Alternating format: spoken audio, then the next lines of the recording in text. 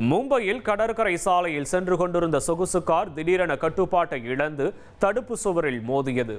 காரை இயக்கிய ஷா என்பவர் சிறு காயங்களுடன் உயிர் தப்பிய நிலையில் உயரக காரின் முன்பக்கம் கடுமையாக சேதமடைந்தது. நீலகிரி உதகையில் 20க்கும் மேற்பட்ட வளர்ப்பு நாய்கள் மற்றும் எருமை கன்றுகளை வேட்டையாடிய சிறுத்தையை பிடிக்க வனத்துறை சார்பில் கூண்டு வைக்கப்பட்டுள்ளது. 10க்கும் மேற்பட்ட வனத்துறை அதிகாரிகள் இரவு பகலாக கண்காணிப்பில் ஈடுபட்டு வருகின்றனர்.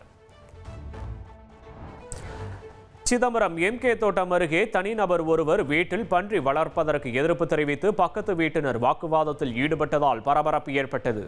குடியிருப்பு பகுதியில் பன்றி வளர்ப்பதால் துர்நாற்றம் வீசுவதாக தெரிவித்தனர்.